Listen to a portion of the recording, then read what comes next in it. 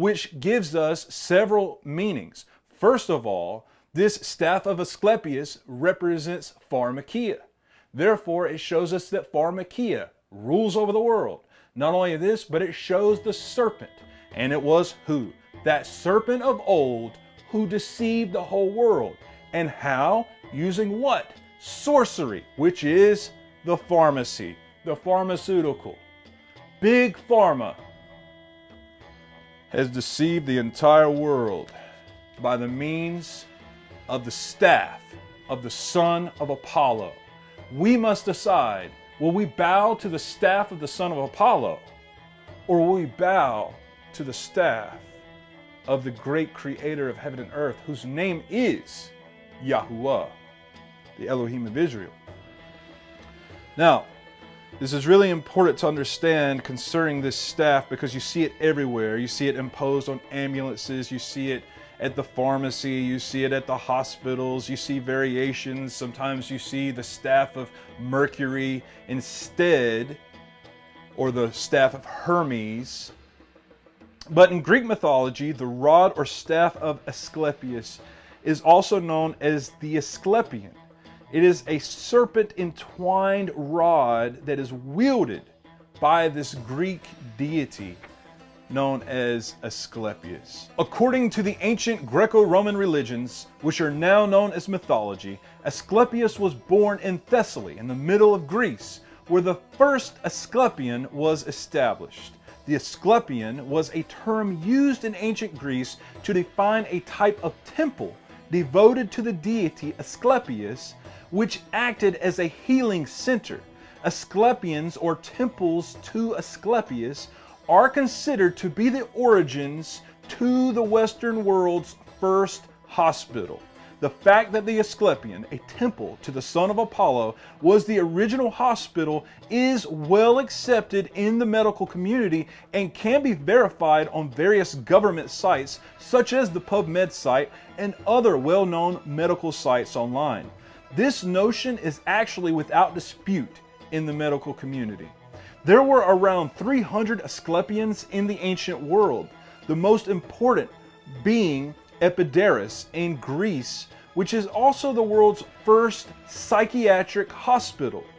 The Hippocrates text and advanced surgical tools have been found at excavations at Epidaurus. The Asclepian of Epidaurus gave birth to many other Asclepions throughout the Greek and eventually the Roman empires. These hospitals were well known throughout the ancient world. In fact, the second most important Asclepion is located at the base of the Pergamon Acropolis in Turkey. And yes, this is the same Pergamon that is mentioned in the book of Revelation. So let us read the quote in Revelation chapter 2, verse 12. And to the messenger of the assembly in Pergamos write, he who has the sharp two-edged sword says this, I know your works, and where you dwell, where the throne of Satan is. No doubt the largest attraction in Pergamos was the Asclepion, the ancient hospital, or as Revelation chapter 2 verse 12 seems to imply, possibly the very throne of Satan, which makes sense again because the symbol of Asclepius was the serpent, the old serpent. In Greek mythology, the serpent is a wise being that brings healing and brings all types of delights to humanity. Whereas the serpent in our scriptures, the Nachash, is an enchanting warlock serpent that does witchcraft and uses pharmakia or drug sorcery to deceive and ensnare the entire earth, which is what we literally see happening. So that's interesting. The fact that Yahuchanan, who is called John, the writer of the book of Revelation, was well aware of the cult of Asclepius and his cultic worship at the Asclepion, the ancient hospitals cannot be ignored. In fact, this key helps us understand many of the potent prophecies throughout the book of Revelation. Patients coming to the Asclepia would take cleansing baths before entering the main Asclepion. Inside there, they were examined by the priests and were issued certain areas inside the Asclepion. Sacrifice and offerings were made, usually in the form of gold, silver, or even marble sculptures of the body part that they wanted healed. Sometimes coins were tossed into a sacred spring. The priest invoked suggestive prayers, invoking a spirit of prophecy from the deity. Inscriptions found in marble plaques describing treatment of some diseases and the sum of money paid for every treatment have been found. These were the first medical records and fees in ancient Greece. Patients followed many instructions from the priest, taking daily baths, exercises, massages, and even entertainment, attending theater. Special diets or fasting would take place, along with the use of many kinds of pharmakia, or medicine, that were prescribed.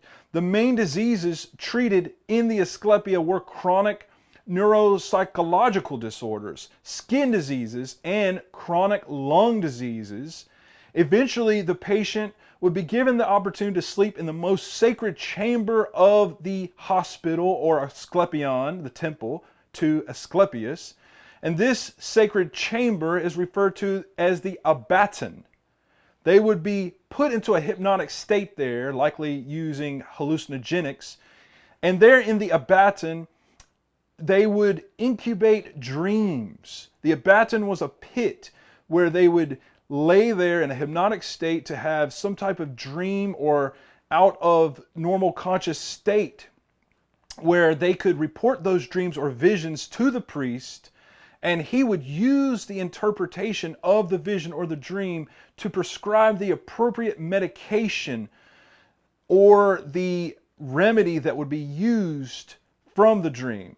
This Greek word abaton is very interestingly close to the Hebrew word Abaddon. We saw, of course, that Apollo's name in the Hebrew tongue is Abaddon. But in Greece, his sacred chamber, his son's sacred chamber to incubate dreams for healing, is called an abaton with a T sound, not a D sound. However, you can hear this similar wordplay. Surely there's a reason for that. There has to be some connection, and I do believe that it's obvious, because in the Hebrew, the word Abaddon refers to a pit. In fact, it often is correlated with the word Sheol, which means grave, which is oftentimes translated as hell, but it literally just means grave. But for instance, in the book of Proverbs, chapter 27, verse 20, hell is what the King James Version says, which is Sheol, and destruction, or Abaddon, are never full, so the eyes of man are never satisfied. There are several other verses where Sheol and Abaddon are mentioned as being places together, so I'm not going to go through all that right now.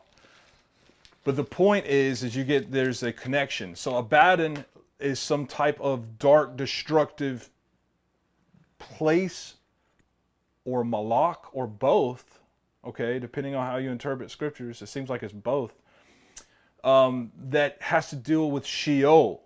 So it is classically understood, of course, that if this is Apollo, who is Abaddon, the destroyer, then of course this is likely the Satan. Or depending on how you understand the text, there could be many Satans. There could be a few Satans, actually. But the classical Satan, okay?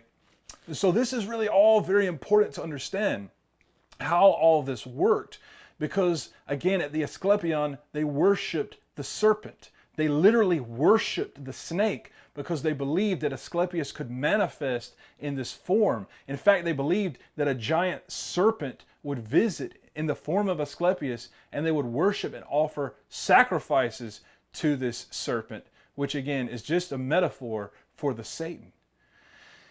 Giant non-venomous snakes were allowed to roam totally free in the Asclepion, as Asclepius, the son of Apollo, was always associated with serpents for so many reasons. One reason being that they used viper's venom in various healing rituals. The deity supposedly appeared to a wealthy man in Pergamon and prescribed that he should drink every day of the drug produced from the vipers, and should anoint the body from the outside. The venom of a viper, being deadly in the bloodstream, can be safely drunken, however. So this was often used as a medicine. The use of poison as a remedy by the Greeks is most likely why the term pharmakon meant drug, medicine, and poison in ancient Greek.